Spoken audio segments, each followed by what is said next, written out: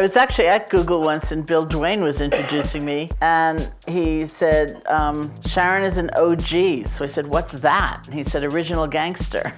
I said, oh, okay. And I'd been sent away to go and teach meditation in a meditation center in Moscow, of all places. It was as far away as they could send me. And Namaste. Wow. I'm like, Google.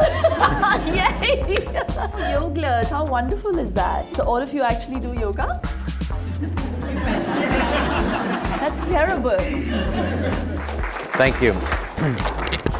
Well, it's a delight and privilege to be here. And I would like to start with testicles. start with just patting your head if you can. Okay. Now you know where this is going. Okay, I'd just like you to start kind of rubbing. Okay, start to notice how everything's, I'm already starting to see a bit of this going on. And I looked around the airplane and I thought, maybe these are my people. Here we are, maybe forever. Most of us have a pretty hard time accepting that we're not great conversationalists. Generally, we seem to think when they have a conversation goes bad, we blame the other person. And in fact, that's not just my opinion. There's a lot of really good research that shows that we actually rate our conversational skills much higher than they actually are. People talk a lot about mental health now, and nobody really defines what that means, right? If you were to think about, if I just asked you, does anybody know the difference between mental health and mental illness? We might not know, right? And that's okay. No judgments. One of the first ways I talk to patients or athletes is this the hardware or software problem? Sometimes your structure, the structure of your body is the reason you can't get that next thing out of movement.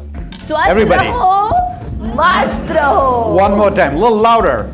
Swasraho. With the hand. Mastro. But recently we've discovered that you not only need sleep after learning, you also need sleep before learning. Now, to add to that, I'd like you to just very slowly, quietly, under your breath, just start whispering your zip code, just to yourself. But when you hit your 40s, oh my God, everybody's hitting some kind of bottom. And then the bottom is falling out from under the bottom. And how many of you could admit that perhaps you've had a mindless moment somewhere in your life? Could I see that? All right, I want to check. How many of you are so out of it right now you can't raise your hand? I'm just going to see. All right, we want to play with that. How many of you would really like even more consciousness, more mindfulness? Can I see that? Okay, great. And what I'd like you to do is when you see a statement on the screen which is true for you most of the time, I'd like you to sit down, okay? So firstly, I rely on an alarm clock to wake up, sort of mostly. Just open up, Inhale all the positivity. We've got to learn to just adjust and streamline some of the things that we're going to do on a daily basis, whether it's consuming alcohol or even something like caffeine. How can we help? How can we support?